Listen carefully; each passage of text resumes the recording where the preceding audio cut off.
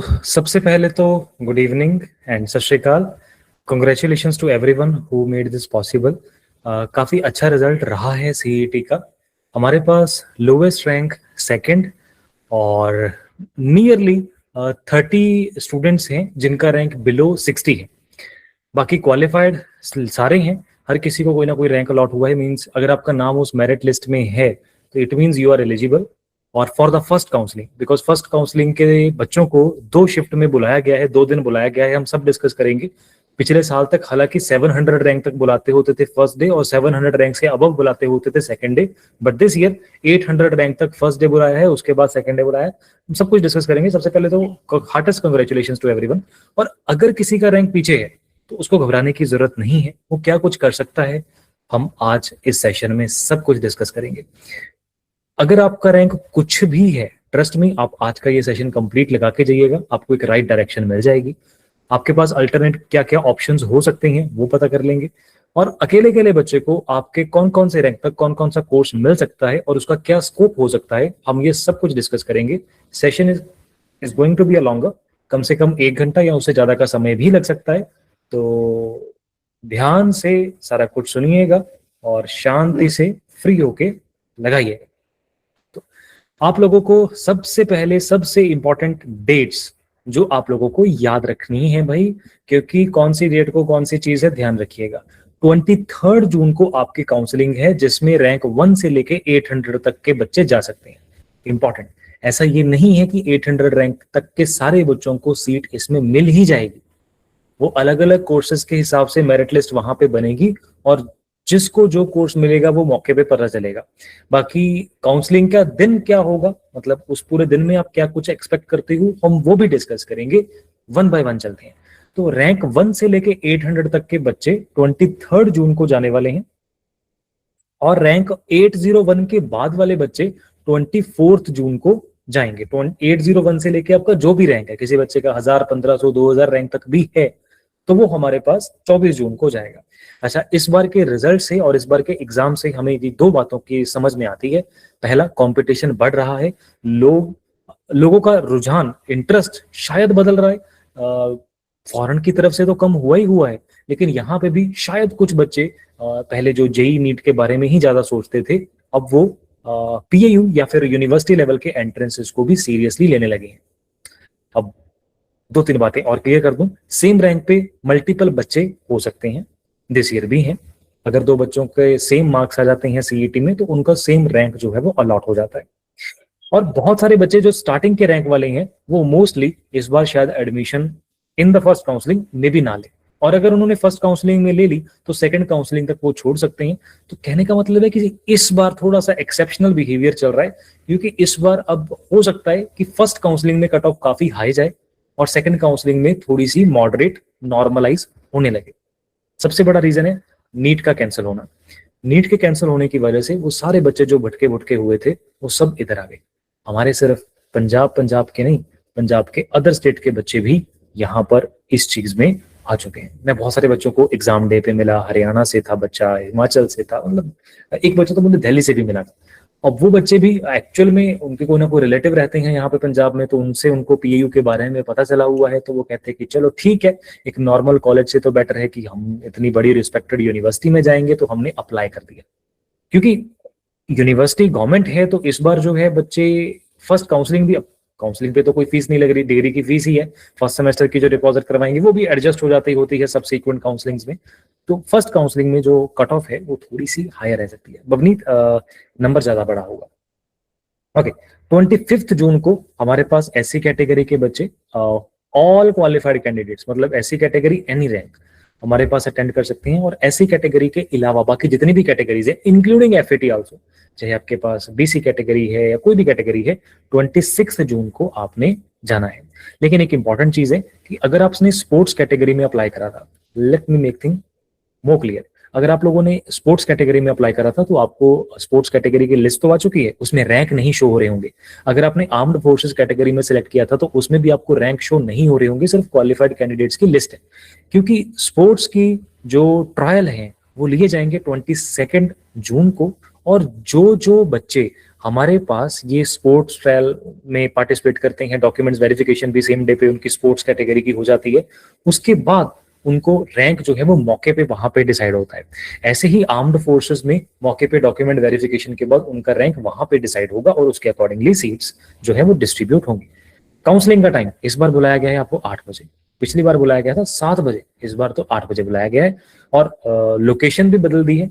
Usually जो counselling है वो पाल ऑडिटोरियम में होती थी, इस बार डॉक्टर मनमोहन सिंह ऑडिटोरियम में होने वाली है, पीयू लुधियाना। और चाहे कोई भी दिन की हो, आपको हर दिन यहीं पे जाना होगा। क्या कैटेगरी के बच्चे, चाहे वो एससी या अदर कैटेगरी के बच्चे, जनरल कैटेगरी की काउंसलिंग भी अटेंड कर सकते हैं? एक्चुअली यस, कर सकते हैं। मतलब अगर आपके पास ऐसी कैटेगरी है तो आप ऐसी कैटेगरी की काउंसलिंग तो अटेंड कर ही सकते हो, आप साथ में जनरल कैटेगरी की काउंसलिंग भी अटेंड कर सकते हो। लेकिन I am not in the strong favour of this. अगर आपकी कोई भी कैटेगरी है, एससी बीसी व्हाट्सोएवर, तो कोशिश करें कि आप अपनी कैटेगरी के दिन ही काउंसलिंग अटेंड करें। उसके दो फायदे हैं, एक तो ये कि आपको वो सीट इजीली मिल जाती है कैटेगरी के बेसिस पे, और दूसरा, अगर आप सोचते हो कि आप स्कॉलरशिप का बेनिफिट लोगे, जैसे ऐसे कैटेगरी में लो इनकम के साथ स्कॉलरशिप का बेनिफिट होता है, स्टेट स्कॉलरशिप स्कीम होती है, तो अगर आपने ऐसे कैटेगरी की सीट ली है, मे बी सिर्फ तभी आप उसमें एलिजिबल हो पाओ। और थर्ड, जनरल कैटेगरी की सीट भी खराब नहीं होती, जनरल कैटेगरी में सीट्स ऑलरेडी लिमिटेड होती हैं, तो थोड़ा सा हमें बाकी भाई बहनों का भी ध्यान रखना चाहिए। मतलब ठीक है, वैसे आप एलिजिबल हो।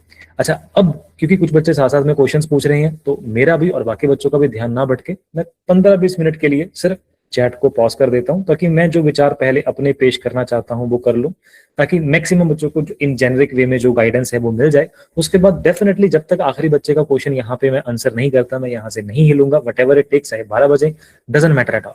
आप लोगों के लिए मैं हमेशा अवेलेबल हूँ, कोई परेशानी की बात ही नहीं है।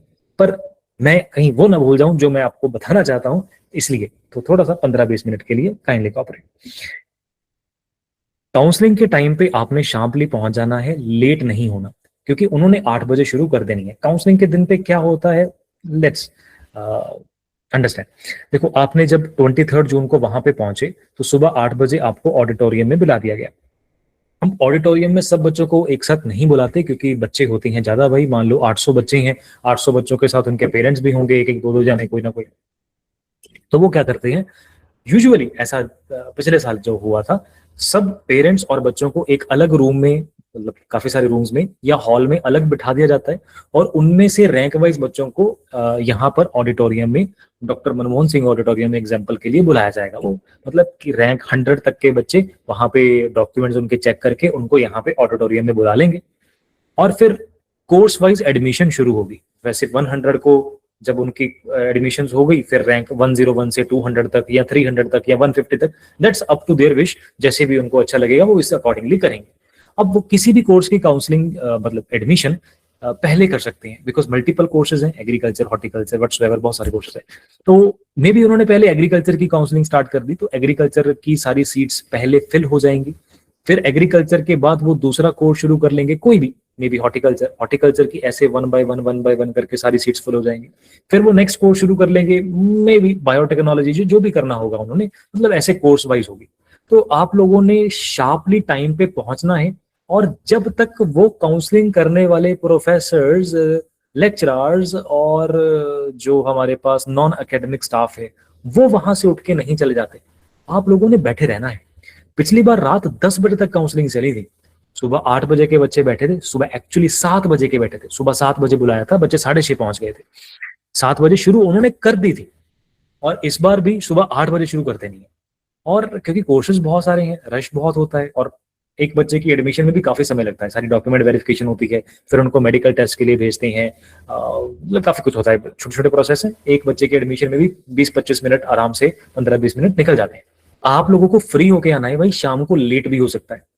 पिछली बार लगभग 10 बज गए थे, और क्योंकि मुझे पता है काउंसलिंग के बाद बच्चे मिलके जाते हैं, तो मेरे पास रात को 10:30 बजे तक भी बच्चे आते रहे हैं। मतलब मैं खुद उस टाइम पे इंस्टीट्यूट से रात को 11:30, पता नहीं 12 बजे शायद वापस आया था, 12 बजे के आसपास। आपको फ्री होके आना है, काउंसलिंग पे शाम को डिले भी हो सकता है ना। कोर्स वाइज आपकी काउंसलिंग होनी है, तो अगर आप मान लो 8 बजे की बजाय ये सोच के बैठे हो कि मैं 9 बजे भी जाऊंगा, मेरा तो रैंक 10 है, रैंक 15 है, रैंक 21 है, मुझे तो मिल ही जाएगी, तो नहीं भाई, उन्होंने 8 बजे मान लो शुरू कर दी, और 9 बजे तक या 10 बजे तक एग्रीकल्चर की सीटें खत्म हो गई तो खत्म हो गई बस। उसके बाद आपका रैंक अगर मतलब मान लो एग्रीकल्चर की 60 रैंक तक फर्स्ट काउंसलिंग में उन्होंने एडमिशन दे दी, सारी सीट्स फुल हो गई, तो अगर आप उसके बाद जाते हो और कहते हो कि भाई मेरा तो 21st रैंक था, 19th रैंक था, 18th रैंक था, मुझे तो दे दो, नहीं देंगे, सीट्स फिल हो चुकी हैं, दैट्स ओवर नाउ।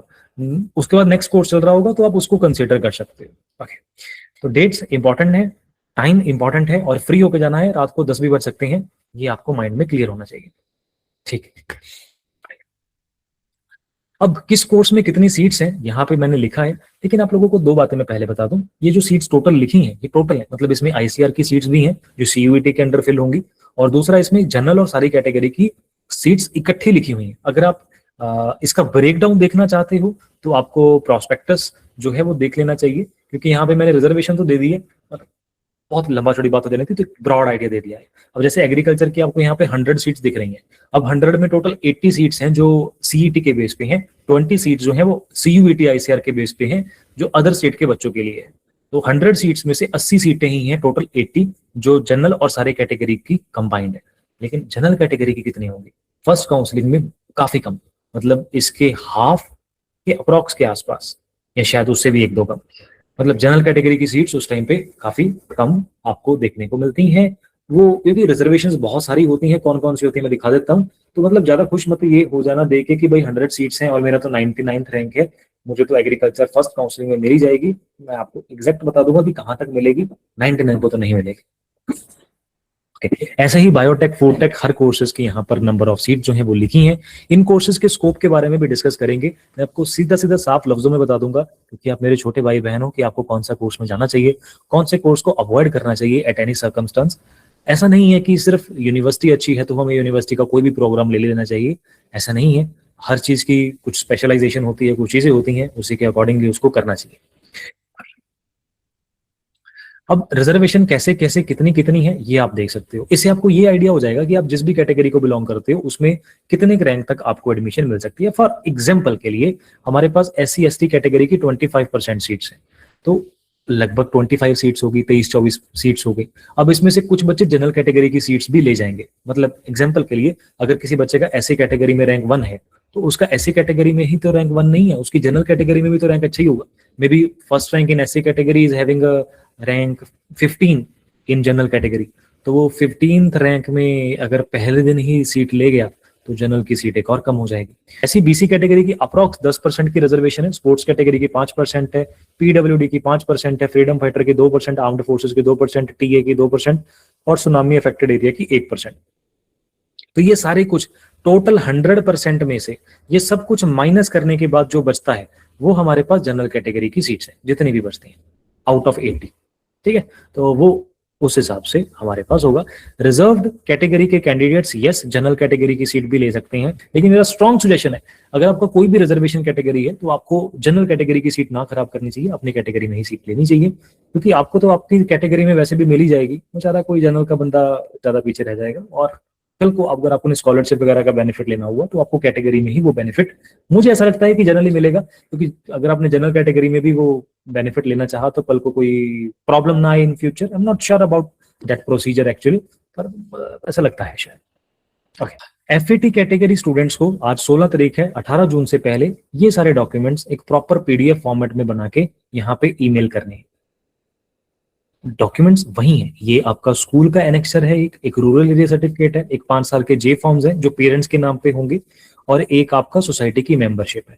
इन सब की एक PDF बनानी है, उस PDF में सब्जेक्ट लिखना है। जब हम ईमेल लिखते हैं ना तो उसमें सब्जेक्ट लिखते हैं ना कि क्या उस ईमेल का सब्जेक्ट है। ईमेल तो आपने इस एड्रेस पे करनी है, लेकिन उस सब्जेक्ट में लिखना है आपका नाम, फिर स्पेस देके फादर्स नेम या प्लस डाल के लिख लो, फिर स्पेस देके आपका CET का रोल नंबर, ये आपने मेल करना है। और इंपॉर्टेंट है, अगर आपने 18 तारीख तक ये डॉक्यूमेंट्स की मेल नहीं करी तो आप FAT कैटेगरी का बेनिफिट नहीं ले पाओगे। You want be eligible in FAT counselling अगर आपने टाइमली मेल ना करी, बिकॉज आपके मेल करने के बाद यानी कि 18 के बाद काउंसलिंग दिन तक 4-5 दिन का पीरियड बनेगा, उन्होंने इसकी वेरिफिकेशन करनी है। पिछले साल उन्होंने वेरिफिकेशन करवाने के लिए जो क्या कहते हैं KVK सेंटर के आपके आपके एरिया में जो भी KVK सेंटर है उनके बंदों से आपके घर पे जाके विजिटिंग करवा के होम वेरिफिकेशन भी पिछले साल करवाई थी। इस बार कैसे वेरिफिकेशन करेंगे नहीं पता, पर मतलब आपको ये डॉक्यूमेंट्स 18 तक यानी कि परसों तक हर हाल में मेल कर देने हैं। नहीं करोगे तो फिर भाई आपका ही घाटा है, यूनिवर्सिटी का कुछ नहीं जाता है। ओके, अब ये एक अप्रोक्सीमेट फीस का आइडिया है। वैसे जो फीस है, अब उसमें दो तीन बातें हैं। एक तो ये फीस ना बॉर्डर एरिया और नॉन बॉर्डर एरिया की अलग अलग है, और ये जो फीस यहाँ पे मेंशन्ड है ये पहले सेमेस्टर की है। अगले सेमेस्टर में फीस डेफिनेटली कम हो जाती है। एग्जाम्पल के लिए एग्रीकल्चर में फर्स्ट सेमेस्टर की फीस नियरली 65,000 के आसपास होगी वैसे दिस ईयर, और अगले सेमेस्टर में यही फीस अराउंड 25,000 के आसपास रह जाएगी फॉर द सबसीक्वेंट सेमेस्टर, उसके बाद जितने भी सेमेस्टर्स होंगे। कुछ कोर्सेज की फीस काफी हाई है, जैसे फूड टेक और बायोटेक की फीस जो है वो 1,35,000 या 1,36,000 के आसपास है पहले सेमेस्टर में, और इसके बाद सबसीक्वेंट सेमेस्टर्स में नियरली 90,000 90,000 के आसपास रहती है। अगर आप एग्जैक्ट फीस देखना चाहो तो काइंडली प्रोस्पेक्टस में कंफर्म कर लेना, क्योंकि ब्रॉड आइडिया है, बॉर्डर एरिया और नॉन बॉर्डर एरिया की सेपरेट है, तो मैंने एक ब्रॉड यहाँ पर टर्म ले ली है। आप यहाँ पर काइंडली कंफर्म कर सकते हो। और अगर आप ऐसी कैटेगरी में हो प्लस आप लो इनकम ग्रुप को सेटिस्फाई करते हो, मतलब लो इनकम ग्रुप से आते हो, आपका लो इनकम ग्रुप का सर्टिफिकेट बन जाता है, और पेरेंट लो इनकम ग्रुप का बनेगा तो डेफिनेटली पेरेंट्स गवर्नमेंट जॉब पे नहीं होंगे तभी बनेगा, तो आप जो स्टेट स्कॉलरशिप स्कीम होती है उसका बेनिफिट ले सकते हो। बाकी इसके लिए आपको फ्री शिप कार्ड बनवाना पड़ेगा, जो आप काउंसलिंग के टाइम पे साथ लेके जाएंगे तो आपके लिए बेटर रहेगा। ठीक है, आप अगर आप ऐसी कैटेगरी में हो और साथ में स्कॉलरशिप का बेनिफिट लेना चाहते हो स्टेट स्कॉलरशिप स्कीम का, तो आपको फ्री शिप कार्ड जो है वो अभी बनवा लेना चाहिए, और काउंसलिंग पे आप उसको साथ में लेके जाइएगा। अब हमारे पास जो कोर्सेज अवेलेबल हैं वो सारे कौन कौन से हैं? बीएससी ऑनर्स एग्रीकल्चर है, इसके अलावा बीएससी ऑनर्स हॉर्टिकल्चर है, फिर हमारे पास बायोटेक्नोलॉजी है, फूड टेक्नोलॉजी है, एग्रीकल्चरल इंजीनियरिंग है, BTech in agriculture, agri business management है, फूड न्यूट्रिशन डायटेटिक्स है। ठीक है, अब इसके अलावा हम मतलब अगर आप चाहो तो इनको तीन तीन कैटेगरीज में ब्रेक कर सकते हैं, जैसे एग्रीकल्चर, हॉर्टिकल्चर, एग्री बिजनेस, ये एग्रीकल्चर के साथ रिलेटेड हो गए।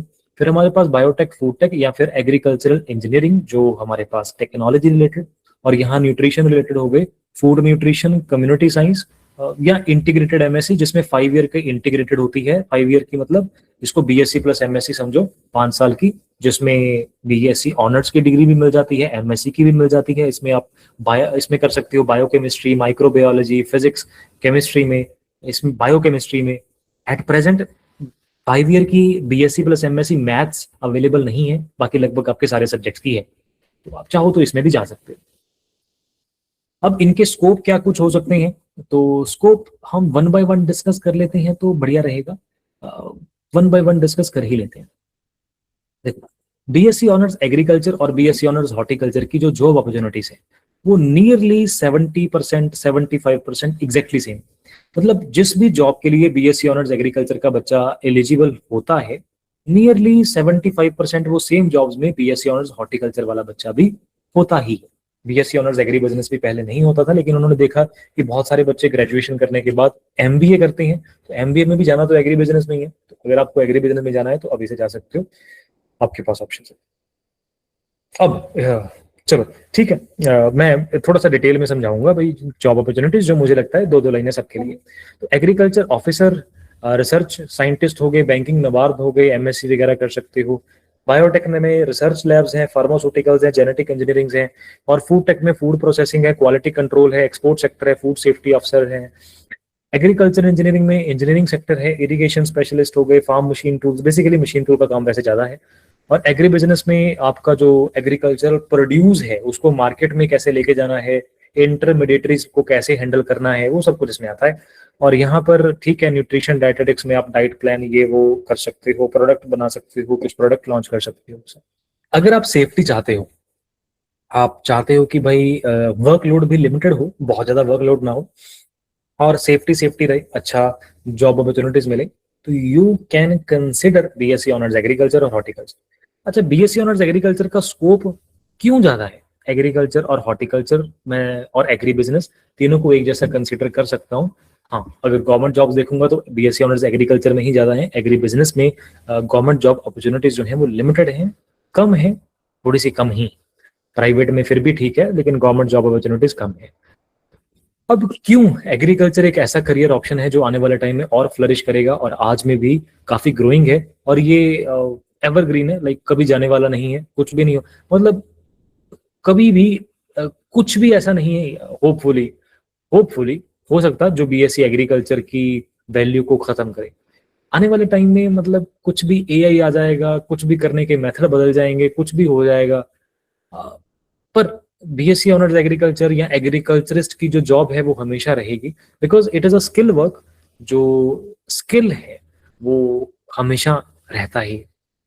और टू बी वेरी ऑनेस्ट, आज की डेट में इन 2026 हमें एकेडमिक्स की जगह हमेशा कुछ ऐसी प्रोफेशनल डिग्री ही प्रेफर करनी चाहिए जिसमें कुछ ना कुछ स्किल हो। मतलब आप सोसाइटी को कुछ कंट्रीब्यूट कर सकते हो, किसी का कोई काम बना सकते हो, किसी का कोई काम संवार सकते हो। अगर आप किसी की कोई प्रॉब्लम सॉल्व कर सकते हो सिर्फ जिंदगी में, तभी हम बड़े लंबे टाइम तक, बड़ी दूर तक सक्सेस अचीव कर सकते हैं। अगर हम छोटे लेवल पे, अपने लेवल पे कुछ करते रहेंगे तो बस फिर ठीक है। अगर आप किसी की प्रॉब्लम सॉल्व कर पा रहे हो तो है। फॉर एग्जाम्पल, अगर मैं घर पे बैठा हिस्ट्री पढ़ी जा रहा हूँ, मुझे सारी हिस्ट्री पता है, अब मैं किसी कंपनी में जॉब करने जाता हूँ, उसको क्या ही फर्क पड़ता है कि मुझे हिस्ट्री पता है कि नहीं। मुझे पानीपत की लड़ाई में कौन जीता था, बैटल ऑफ प्लासी में कौन जीता था, ये पता है। मैं उसकी कंपनी में तो उसका कोई कंट्रीब्यूशन नहीं कर सकता ना। लेकिन अगर मुझे कोई काम आता है जो मैं उस कंपनी में ग्रोथ ला सकता हूँ, उस कंपनी में करके दिखा सकता हूँ, तो वो मुझे कंपनी वाला जॉब देगा। तो स्किल के ऊपर हमें ज्यादा फोकस करना है rather than the pure learning. तो मुझे ऐसा लगता है कि आने वाले टाइम में या इन दिस एरा आपको भी कुछ ऐसी प्रोफेशनल डिग्री की तरफ जाना चाहिए जहां पे कोई स्किल सेट हो। अब मेरी बातें कई बार मुझे, देखो मैं आपको छोटे भाई बहन समझता हूँ मेरे, तो मुझे लगता है कि जो मुझे सही लगता है मैं आप लोगों को बताऊं। बाकी आप लोगों का खुद का डिसीजन होगा, आप जो भी करना चाहो कर सकते हो। और आई जेन्युइनली अंडरस्टैंड और मैं एक्सेप्ट करता हूँ, आपको जो अच्छा लगता है वो सब सही है। लेकिन मुझे जो जो अच्छा लगता है, दो दो बातें सुन लेते हैं। बीएससी एग्रीकल्चर का मेन चक्कर ये है कि आने वाले टाइम में देखो, जो कल्टीवेबल लैंड है, जहां पर आप कल्टीवेशन कर सकते हो, जहां पर आप फसलें उगा सकते हो, वो तो कम हो रहा है ना। बिकॉज हम तो अर्बनाइजेशन करते जा रहे हैं, नई नई कॉलोनियां काटते जा रहे हैं। तो जो हमारे पास फील्ड है तो कम हो रहे हैं, लेकिन पॉपुलेशन बढ़ती जा रही है। अब अगर पॉपुलेशन बढ़ेगी और जहां पर आप खेती बाड़ी कर सकते हो ऐसी प्रॉपर्टी जमीन कम हो जाएगी, तो फिर तो बड़ी प्रॉब्लम है। फिर हमें एग्रीकल्चर की ईड बढ़ानी पड़ेगी। ईड मतलब ये आप पर हेक्टेयर, मतलब एक किले तो ਤੁਸੀਂ किन्नी फसल पाने हो, अपन वो चीज में ਵਧਾਉਣਾ पड़ेगा, उस एफिशिएंसी को बढ़ाना पड़ेगा। उसको हम एफिशिएंसी को बढ़ाने के लिए लगातार कुछ ना कुछ इन्वेंशंस करते रहते हैं, और वो काम आपका है एग्रीकल्चरिस्ट का, कि हम बीएस मतलब जो हम हमारे पास एग्रीकल्चर प्रैक्टिसेस हो रही हैं उसको बेटर कैसे करें। यूनिवर्सिटी आपको पता है हर साल नई नई वैरायटीज लेके आती है, नई नई सीड्स लेके आती है, नई नई फसलों को लगने वाली बीमारियां आइडेंटिफाई करते हैं, उसको रिजॉल्व कैसे करना है, ऑर्गेनिक फार्मिंग को कैसे प्रमोट करना है, ऐसा बहुत कुछ करते रहते हैं। तो सब कुछ इसीलिए किया जा रहा है भाई, ताकि हम अपनी ईल्ड बढ़ा सकें और बेटर तरीके से कर पाए। तो ये सारा काम बीएससी एग्रीकल्चरिस्ट का है, और ये हमेशा रहेगा, चाहे कुछ भी हो जाए। आने वाले टाइम में ये और ग्रो करेगा, क्योंकि लैंड कम होगा और पॉपुलेशन तो हमेशा बढ़ी रही है भाई। तो उसकी वजह से इस चीज की जो वैल्यू है वो हमेशा बढ़ती ही रहेगी, इसमें कोई प्रॉब्लम नहीं है। चाहे वो हमारे पास एग्रीकल्चर है, चाहे वो हमारे पास हॉर्टिकल्चर है, ये दोनों की वैल्यू आपके पास हमेशा यहाँ पे रहने वाली है। Now coming to the BTech agriculture. BTech agriculture में हमारे पास जो मेन काम है वो फार्म मशीन टूल्स का है। यानी कि जो आपने एग्रीकल्चरिस्ट में मशीनरी यूज करनी है, कोई फार्म टूल्स यूज करने हैं, वो सारा कुछ जो है वो यहाँ पर आप एग्रीकल्चरल इंजीनियरिंग में देखते हैं। अब एग्रीकल्चरल इंजीनियरिंग में यानी कि बीटेक एग्रीकल्चर के बाद आपको जो मेनली जॉब अपॉर्चुनिटीज हैं वो मशीन टूल्स या फार्म टूल्स, ऐसी चीजों में ज्यादातर स्कोप देखने को मिलता है। मतलब इसमें गवर्नमेंट जॉब अपॉर्चुनिटीज कम हो जाती हैं, लेकिन प्राइवेट में ग्रोथ काफी अच्छी है, और वो ग्रोथ काफी अच्छी हो सकती है। मतलब that's not limited by numbers. मतलब मैं ये कहना चाहता हूँ कि आप, मेरे पास ऐसी एक्चुअल में एग्जांपल्स हैं कि जो बच्चे बीटेक एग्रीकल्चर करने के बाद भी बीएससी ऑनर्स एग्रीकल्चर करने वाले बच्चों से सम टाइम ज्यादा अर्न कर रहे हैं, लेकिन उस अर्निंग के लिए उनको काम ज्यादा करना पड़ता है, वर्कलोड ज्यादा बियर करना पड़ता है। एक बात है कि बीएससी ऑनर्स एग्रीकल्चर के बाद जो भी आप गवर्नमेंट जॉब में जाते हो वहां पे सेफ्टी है, वर्कलोड कम है, लिमिटेड सा काम है, अच्छा काम है, रिस्पेक्टेड काम है। सोसाइटी को तो आप कंट्रीब्यूट करते ही हो, रिस्पेक्ट भी मिलती है, अर्निंग भी डिसेंट होती है और स्टेबिलिटी रहती है। लेकिन अगर आप प्राइवेट लाइन में जाते हो तो अर्निंग आप कोई लिमिट नहीं है, जहां तक मर्जी अर्निंग कर सकते हो, बस उसमें आपको वर्कलोड ज्यादा करना पड़ेगा और प्रेशर ज्यादा बियर करना पड़ेगा। तो if you can withstand that amount of pressure, तो प्राइवेट में ग्रोथ आपकी काफी अच्छी हो सकती है। बीटेक एग्रीकल्चर भी काफी अच्छी लाइन है, तो ये दोनों आपके लिए अच्छे हो सकते हैं। अब बायोटेक और फूड टेक किसके लिए? देखो बायोटेक्नोलॉजी जो है ना, वो हमारे पास उसके लिए हो सकता है जिसमें अगर आपको कोई डीएनए या रिसर्च या फोरेंसिक उन सब की समझ में है, मतलब आपको उनमें इंटरेस्ट है। जैसे एग्जांपल के लिए कोई भी डिसीज है तो उसके लिए वैक्सीनेशंस बनाई जाती हैं। जैसे अभी कोविड आया था तो कोविड के लिए वैक्सीन बनाना वो सारा काम बायोटेक का है। जेनेटिकली इंजीनियरिंग करना मतलब जेनेटिक्स, मतलब जैसे हमारे जीन्स में कुछ ना कुछ जो डिसीजेज होती हैं वो समटाइम्स कोड की फॉर्म में स्टोर होती हैं। मैं थोड़ा हूँ नॉन मेडिकल वाला, जितनी की बायो आती है समझाने की कोशिश करता हूँ। हमारे डीएनए में पहले से ही सारी इंफॉर्मेशन स्टोर होती है हमारे जीन्स के थ्रू, कि हमारी जो पेरेंटल जनरेशन है, हमारे पेरेंट्स, उनकी जो भी प्रॉपर्टीज रही हैं, अच्छी बुरी, बिहेवियर, चाहे वो डिसीजेज, वो सब जेनेटिकली कोड में लिखी होती हैं। वो वैसे तो सुप्रेस्ड रहती हैं, लेकिन कुछ एनवायरनमेंट में कई बार हम उसको एनवायरनमेंट एक्सपोजर ऐसा दे देते हैं कि वो कई बार सुप्रेस्ड चीजें भी बाहर निकल आती हैं। तो कितना अच्छा हो अगर आप में से कोई जना बायोटेक करने के बाद डीएनए के लेवल पे इतनी अच्छी रिसर्च कर ले कि वो जेनेटिक कोड को पढ़ना समझ जाए और उसमें जो जो भी वो बीमारियों वाली चीजें हैं वो माइनस कर दे। मतलब जस्ट इमेजिन, एक हमारे पास ऐसी फैमिली है जिसमें 4-5 जनरेशन से डायबिटीज चल रही है।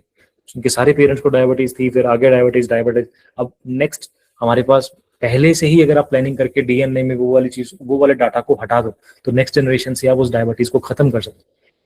Theoretically yes it's possible, practically काफी कॉम्प्लेक्स चीज है, इतना हलवा नहीं है जो इतना मैंने बताया कि बस ऐसे कर देंगे तो हो जाएगा। पर जब तक कोई चीज नहीं करते इम्पॉसिबल तो लगता ही है। तो ऐसा सब कुछ मतलब आप बायोटेक में कंसीडर कर सकते हो, और बड़ी चीजें सारी ऐसी इंटरेस्टिंग इसमें हो सकती हैं। नेक्स्ट है फूड टेक्नोलॉजी। अब फीस हायर होने का रीजन ये है कि ये सेल्फ फाइनेंस प्रोग्राम है यूनिवर्सिटी के। यूनिवर्सिटी खुद ही अपने लेवल पे सारे फाइनेंसेस इन कोर्सेज के लिए हैंडल करती है। तो टीचर्स वगैरह काफी अच्छी फैकल्टी रहती है, हायर लेवल की रहती है, पे स्केल्स उनके अच्छे हैं, फिर मैनेजमेंट है, नंबर ऑफ स्टूडेंट्स भी लिमिटेड लेके चल रही है, नियरली 60 सीट्स ही होती हैं। तो उन सब के चक्कर में फिर वो सेल्फ फाइनेंस प्रोग्राम बनाना पड़ता है, क्योंकि एक्सपेंसेस तो फिर है ही ना यूनिवर्सिटी के। लेकिन मुझे, coming back to the question, food tech क्यों अच्छा लगता है? मुझे फूड टेक इसलिए अच्छा लगता है कि हमारी ना जो इस टाइम पे जनरेशन है स्पेशली, वो बहुत ही ज्यादा ग्रो कर रही है इमीडिएटली। अगर मैं आपसे पूछूं कि आपकी आज की लाइफ या आज से 15-20 साल पुरानी लाइफ कौन सी बेटर थी, तो सरप्राइजिंगली आप लोगों को समझ में आएगा कि आज की लाइफ बहुत बेटर है। आज से 20 साल पहले लाइफ उस लेवल की नहीं थी। आज से 20 साल पहले क्या हम ऐसा सोच पा रहे थे कि मैं ऐसे यहाँ पे बैठ के पढ़ा था, आप घर पे बैठ के ऐसे ऑनलाइन पढ़ रहे होते? आज से 20 ईयर्स पहले में भी हमारे घरों में एसी भी नहीं थे। आज से 20 ईयर्स पहले में भी लाइट के बड़े बड़े कट लगते होंगे। 20 ईयर्स पहले ये वाला एनवायरनमेंट जो भी आपके घर पे है, इंटीरियर, ऐसा कुछ तो नहीं था ना भाई। तो आप लोगों ने सुना ही है हमारे पेरेंट्स का स्ट्रगल, जो हम कहते हैं कि ऐसा करते थे, वैसा करते थे, नदियां नाले चीर के जाते थे, ऐसा होता था। मतलब वो सब चीजें रियल है। लेकिन आज की डेट में अगर आप देखो तो आपका जो लिविंग स्टैंडर्ड है वो काफी हाई हो चुका है as compare to the living standard of the age जहाँ पे आपके पेरेंट्स थे। मतलब आपकी जगह आपके पेरेंट्स अज्यूम करें 30 ईयर्स यंगर, या आज से 30-35 साल पहले, तो जो एनवायरनमेंट में आप आज हो, से 30-35 साल पहले आपके पेरेंट्स उस एनवायरनमेंट में, I am pretty much sure, नहीं होंगे। तो आने वाले टाइम में, आज से 30-35 साल और बाद, जो हमारे पास नेक्स्ट जनरेशन होगी, इससे भी बेटर कंडीशंस को एंजॉय कर रही होगी। उसमें एनवायरनमेंट तो नहीं, आपका एनवायरनमेंट या सारा कुछ और भी बेटर होता नजर आएगा। मैं ये कहना चाहता हूँ कि मैं और मेरा देश डेवलपिंग स्टेज में है, और जब हम डेवलपिंग स्टेज में होते हैं तो हमारी डिस्पोजेबल इनकम धीरे धीरे बढ़ती है। डिस्पोजेबल इनकम मतलब जो हमारे पास एक एक्स्ट्रा सेविंग बच जाती है हमारा मेन खर्चा करने के बाद। डिस्पोजेबल, ट्रस्ट मी, हमें हम सारे जने एग्री करेंगे कि नहीं भाई, हम तो हमेशा से मिडिल क्लास में ही रहते आ रहे हैं।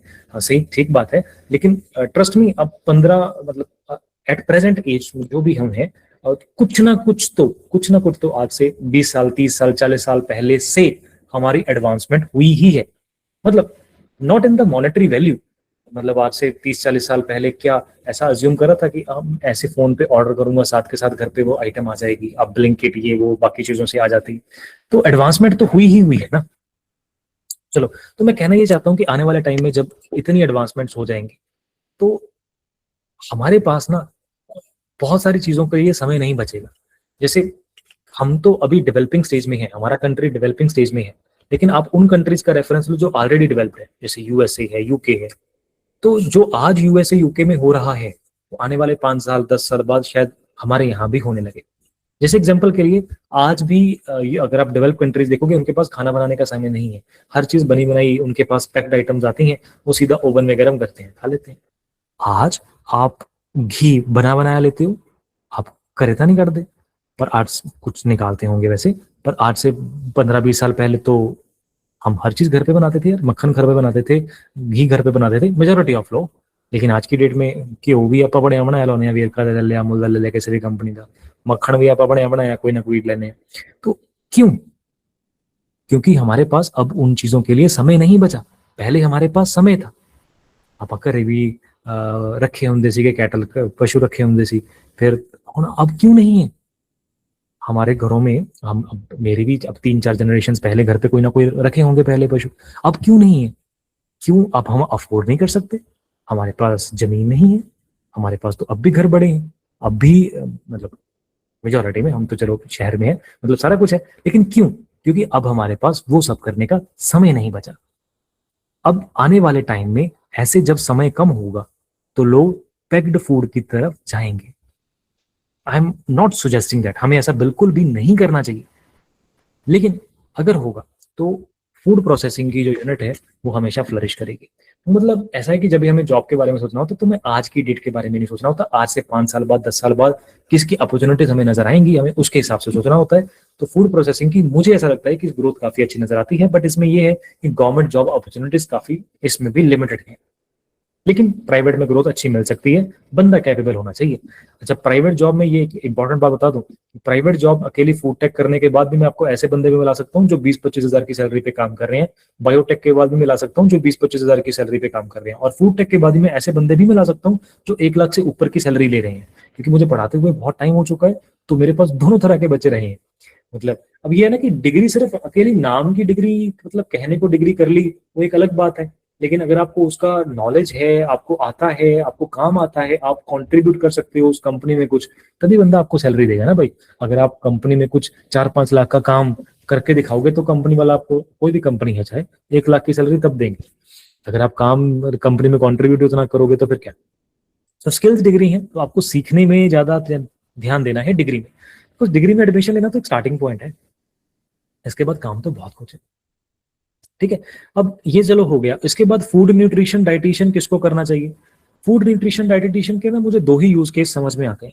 अगर आप कोई भी अपना प्रोडक्ट लॉन्च करना चाहते हो, अपने लेवल पे डाइटेटिक्स का काम करना चाहते हो, या हॉस्पिटल्स वगैरह में भी डाइटिशियंस की पोस्टें होती हैं, स्कूल्स में होती है, जिम्स में होती हैं, तो एक अच्छी डिग्री है। गवर्नमेंट जॉब्स लिमिटेड ना के बराबर कम है, होती हैं, गवर्नमेंट हॉस्पिटल्स में निकलती हैं, वो हर जगह निकलती हैं, पर आजकल गवर्नमेंट जॉब्स निकलती ही कम है, तो स्कोप थोड़ा सा लिमिटेड हो सकता है। अब इंटीग्रेटेड का कोर्स किसको करना चाहिए? देखो, इंटीग्रेटेड कोर्स के ना दो ही फायदे जो हैं, जो अच्छे फायदे हैं। पहला, इसके बेसिस पे आप टीचिंग लाइन में जा सकते हो। दूसरा, आप रिसर्च लाइन में जा सकते हो। किसी भी फील्ड में अगर आप रिसर्च लाइन में जाना चाहते हो तो yes, integrated MSc for you. इसके मेन एडवांटेज ये हैं कि आपको बीएससी के बाद भी कोई एंट्रेंस टेस्ट नहीं देना पड़ता, बैच साइज बहुत छोटा होता है, लेकिन अगर आप इंटीग्रेटेड की सीट्स देखोगे ना, नंबर ऑफ सीट्स तो 10-15 सीट्स हैं बस इंटीग्रेटेड कोर्सेज में। टोटल 90 दिख रही हैं, तो 9 अलग अलग प्रोग्राम है, तो ऐसे 10-10-10 मिला के 90 बनी होगी। किसी कोर्स में 10 है, किसी में 8 है, किसी में 5 है, किसी मतलब 5 तो नहीं है, खैर 8-10-12-20, 8-10-12-20, 10-20 सीटें हैं। तो आप जस्ट इमेजिन, एक क्लास में टीचर है और सिर्फ 10 बच्चे बैठे हैं। अब उस 10 में भी वैसे जनरल कैटेगरी के तो 6 ही होंगे, बाकी कोई ना कोई कोटा के होंगे, 5 या 6 होंगे जनरल के भी। बताने को कह रहा हूँ, कॉम्पिटिशन उधर भी टफ है।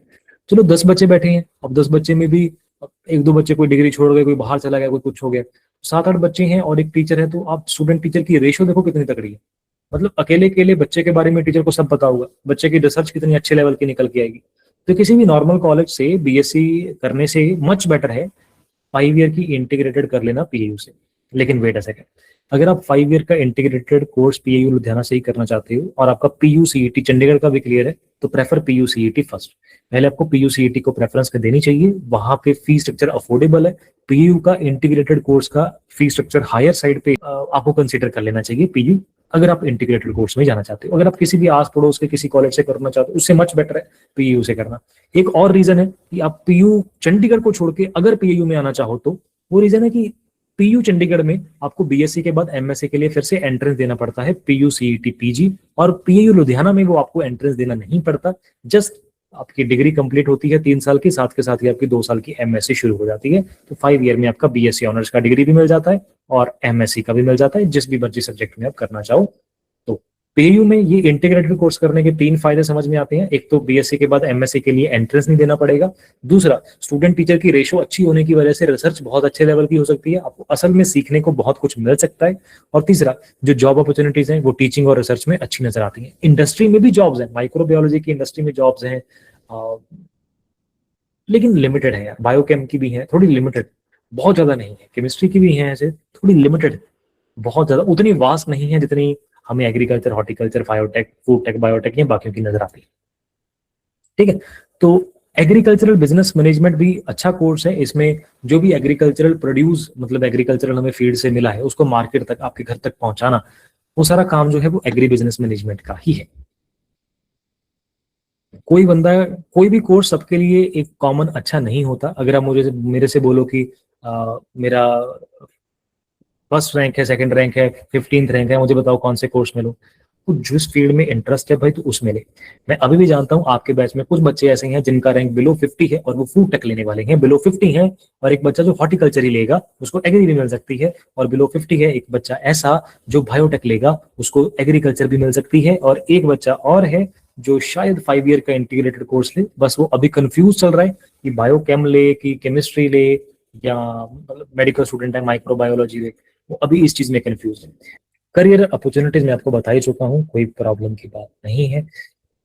अब आपको डॉक्यूमेंट्स में एक एडमिशन फॉर्म फुल फिल करके लेके जाना है, जिसको व्हाइट फॉर्म बोलते हैं। इस पीडीएफ में वो फॉर्म है, मैं ये आपको पीडीएफ ही भेज दूंगा, डोंट वरी। इसमें सब चेक इन लिखा है, कौन कौन से डॉक्यूमेंट चाहिए, क्या कुछ लेके जाना है, सब कुछ है। सारे एनेक्सर्स भी मैंने इसमें ऐड कर दिए हैं। जो एप्लीकेशन फॉर्म, व्हाइट फॉर्म जो आपने फिल करके लेके जाना है, वो भी इसमें ऐड कर दिया है। बस इसका प्रिंट आउट निकाल के ले जाना साथ में। रेजिडेंस सर्टिफिकेट आपका अब तक बन चुका होगा, कब से मैं बोल रहा हूँ, इनफैक्ट जब से फॉर्म आए हैं तब से बोल रहा हूँ कि यार बनवा लो बनवा लो बनवा लो। होपफुली आप लोगों ने अब तक बनवा लिया होगा। अगर नहीं बनवाया तो उसकी बनवा लो, कल ही जाके अप्लाई कर दो। उसकी एक्नॉलेजमेंट की रिसिप्ट अभी के लिए लगा देना, बाकी फिर बाद में आप लगा लेना। कैटेगरी का सर्टिफिकेट, आप जिस भी कैटेगरी को बिलोंग करते हो, स्पोर्ट्स कैटेगरी की हो तो स्पोर्ट्स कैटेगरी का सर्टिफिकेट, और स्पोर्ट्स का ट्रायल होगा, मैंने बताया था 22 को, वो पहले चले जाना है। 22 को था या जब भी था, देख लेना डेट। कैरेक्टर सर्टिफिकेट आपको स्कूल से मिल जाएगा। 10th की मार्कशीट, 12th की मार्कशीट, माइग्रेशन सर्टिफिकेट आपको स्कूल से मिल जाएगा।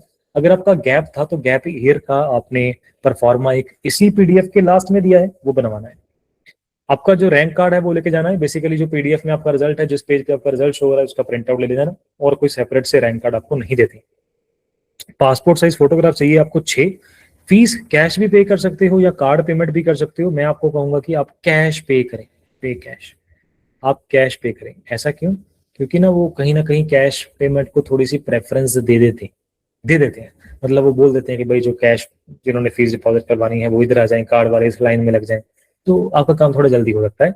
और बाकी एक गल मैं ਤੁਹਾਨੂੰ ਹੋਰ क्लीयर करदा है, मैं पहला भी दसिया कि जिस दिन भी ਤੁਸੀਂ काउंसलिंग ਤੇ ਜਾਓ, थोड़ा सबर ਦਾ ਘੁੱਟ ਨਾਲ ਲੈ ਕੇ ਜਾਇਓ। ਉੱਥੇ फुल डे निकल जाना, जल्दी बेसबरे नहीं होना कि भाई 3 घंटे हो गए, 4 घंटे हो गए, मैं घर बीच बैठे हाँ, ਹੁਣ मैं जावा।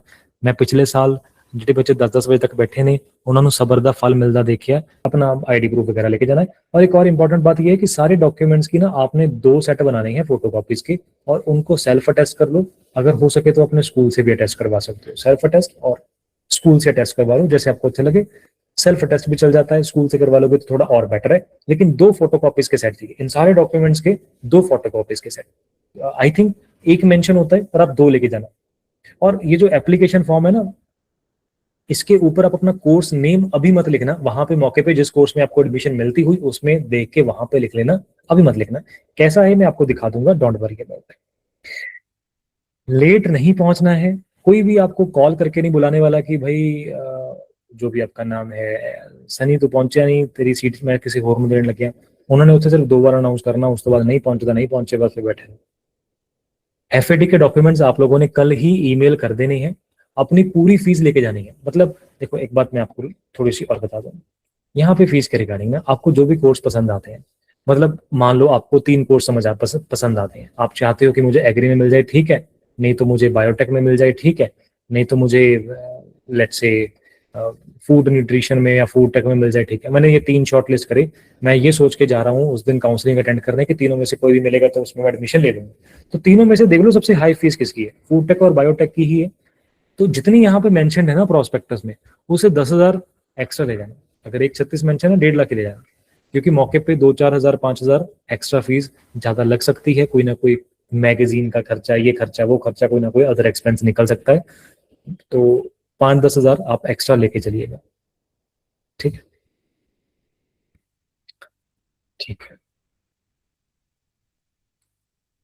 30 मिनट्स पहले पहुंच जाना, सारे डॉक्यूमेंट्स पहले से चेक करके रखना, और आराम से शांति से बैठे रहिएगा और पूरी काउंसलिंग अटेंड करके आइएगा। एडमिशन फॉर्म आपने वाइट फॉर्म जरूर फिल करके लेके जाना है, बिकॉज आप यूनिवर्सिटी को नहीं पता कि अगर आपका रैंक लेट्स से 12 है, आप कौन से कोर्स में जाना चाहते हो, वो आप वाइट फॉर्म के थ्रू बताओगे, वो अंदर दिया हुआ है इसी पीडीएफ में, don't worry. Residence certificate, category sports, 10th 12th, character, passport size, fees, original document सारे, 2-2 फोटो कॉपीज, सब कुछ लेके जाना है भाई। ठीक।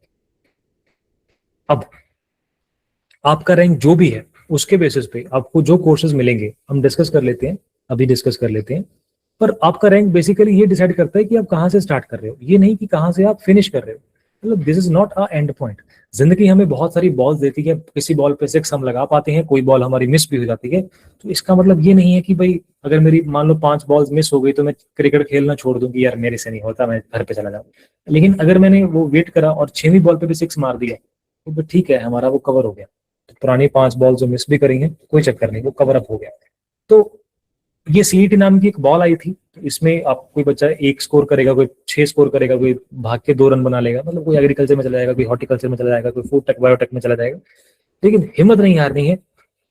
असल में अगर आप एग्रीकल्चर ही चाहते हो लेट से, तो जो बाकी के ऑप्शन है आप एक्सप्लोर कर सकते हो, मैं बताता हूँ कौन कौन से कर सकते हो, डोंट वरी। एक एग्जामिनेशन से आपका पूरे का पूरा फ्यूचर डिसाइड नहीं होता है भाई। तो बहुत सारे जो हमारे पास एवरेज रैंक स्टूडेंट्स होते हैं वो भी यूनिवर्सिटी के टॉपर्स बन जाते हैं। स्किल, कंसिस्टेंसी, हार्डवर्क, ये बहुत ज्यादा मैटर करते हैं देन एनी रैंक।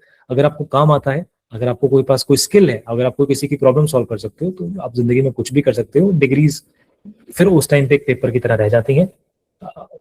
तो कोर्स कोई भी लो, लेकिन उसमें अपना बेस्ट शॉट दो, किसी में एवरेज मत करो। मतलब अगर आप बीए भी करते हो और उसमें हमेशा टॉपर टॉपर टॉपर टॉपर रहते हो, तो वो बेटर है रेदर देन 40-50% इन बीएस। नेक्स्ट के 4 इयर्स आपके लिए ज्यादा इंपॉर्टेंट रहेंगे आज के रिजल्ट के बाद। मतलब आज से, मतलब अगर आपका रैंक फर्स्ट भी है और रैंक 60 भी है, आप बीएससी एग्रीकल्चर सेम रूम में बैठ के करने वाले हो यार, तो उसमें क्या मारा मारी, बैठना तो सेम कोर्स में है, सेम डिग्री करनी है। और अल्टीमेटली जब डिग्री हो गई तो मैटर तो ये करेगा कि आपने कौन सी डिग्री और कहाँ से करी है। ये मैटर नहीं करेगा कि आपने +2 में कितनी परसेंटेज थी, सीईटी में कितना रैंक था। ये सब बातें नहीं ना फिर मैटर करती। 4 years from now no one is going to ask your CET rank. वो आपसे यही पूछने वाले हैं कि कौन सी डिग्री करी है, क्या काम आता है, क्या कर सकते हो। डॉक्यूमेंट सारे रेडी रखिएगा, कैटेगरी सर्टिफिकेट डेफिनेटली चाहिए। एडमिशन फीस का अरेंजमेंट पहले से रखना, जो भी कोर्स की सबसे हाईएस्ट फीस है उसके हिसाब से लेके जाना। बैकअप कोर्सेज पहले से सोच के जाना, अपने सोच के जाना, मतलब जो जो भी जिस जिसमें भी ले सकते हो। डॉक्यूमेंट्स एफएटी के कल ही अपलोड कर देना, डेट और टाइम आप चेक करके चलिएगा, और ऑफिशियल साइट भी चेक करते रहना, अगर कोई डेट टाइम में चेंज आया तो वहां पे आपको पता चल जाएगा। Don't worry about it. बाकी मैं इसमें सारी डेट्स मेंशन्ड है और डॉक्यूमेंट्स कौन कौन से चाहिए मेंशन्ड है, आपको ग्रुप में भेज दूंगा, ये पीडीएफ ही भेज दूंगा, नो वरी अबाउट इट। ये रहा हमारा एप्लीकेशन फॉर्म जो आपने फिल करना है। यहाँ पे आप कोर्स का नाम जो है वो अभी मत लिखिएगा, वहां पे मौके पे जिस भी कोर्स में मिलती हुई उसके हिसाब से लिख लेना। ये सारे डॉक्यूमेंट सारा फिलिंग कर लेनी है, और यहाँ पर आपने जो जो भी कैटेगरीज है उसको सिलेक्ट कर लेना है, सब कुछ फिल कर लेना है। ठीक ठीक ठीक ठीक ठीक। अब इसमें ना अटेस्टेशन करवानी होती है आपने, तो वो आप अपने स्कूल प्रिंसिपल से करवा लीजिएगा। Attested bye head of institution being attended by last school. जहां से आपने स्कूलिंग करी है 12th, वहां से ये वाला सेक्शन अटेस्ट करवाना है, या फिर किसी भी गजेटेड ऑफिसर से अटेस्ट करवा सकते हो। ठीक है, अगर आप स्कूल में अटेस्ट करवाने जा ही रहे हो ना, तो जो फोटो कॉपीज के 2 सेट हैं वो भी स्कूल से ही अटेस्ट करवा लेना। सेल्फ अटेस्ट की जगह वो भी स्कूल से अटेस्ट करवा लेना, बेटर रहेगा आप लोगों के। डॉक्यूमेंट्स कौन कौन से रहेंगे इसके अंदर मेंशन है। तो ये एक्चुअली 4 पेज है शायद, पेज नंबर 1, 2, 3, 4, 5, ये 5 पेज का प्रिंट निकाल लेना है आपने, और ये आपने वहां पे फिल करके साथ में लेके जाने हैं। ओरिजिनल भी लेके जाने हैं, फोटोकॉपीज भी लेके जानी है। इसके बाद मैंने एनेक्स्टर्स भी इसी पीडीएफ में ऐड कर दिए, जो भी कैटेगरी में हुआ। ये है वो पोस्ट मैट्रिक स्कॉलरशिप स्कीम, तो इसमें ये परफॉर्मा आपको बनवाना होता है, तो देख लीजिएगा 2.5 लाख से कम इनकम होनी चाहिए। ओके, तो आपकी जिस जिस भी कैटेगरी में हो, जो जो भी आपने बेनिफिट लिया है उसके अकॉर्डिंगली वो परफॉर्मेंस यहाँ पे बनवा लेनी है। वो यहाँ पे सारे परफॉर्मेंस लिखे हुए हैं। अब यहाँ पर हमारे पास मुझे लगता है हम आ जाते हैं मेन पार्ट पर। अगर आपने सिर्फ और सिर्फ, किसी भी बच्चे ने सिर्फ और सिर्फ बीएससी एग्रीकल्चर ही करनी है, तो आप लोगों को एक बात ध्यान दीजिएगा, बीएससी एग्रीकल्चर ही करनी है, सीईटी एफएटी पीए की सारी काउंसलिंग अटेंड कर ली, नहीं मिल रहा तो आपको बीसेट का पेपर देना है। Second choice will be beset, दूसरे नंबर पे बीसेट, तीसरे नंबर पे खालसा कॉलेज, चौथे नंबर पे जीएमबी। वैसे उसकी जरूरत ही नहीं पड़ेगी, बीसेट या इसी में खालसा कॉलेज में निकल जाएगा, नहीं तो जीएमबी। इन तीनों के अलावा किसी और प्राइवेट कॉलेज से एग्रीकल्चर ना करें। बीसेट की वैल्यू बिल्कुल पीयू के बराबर है, डिग्री के उत्ते पीयू ही लेके आना, वैल्यू एग्जैक्टली सेम है, तब बीसेट के अंडर कर लोगे बढ़िया रहो।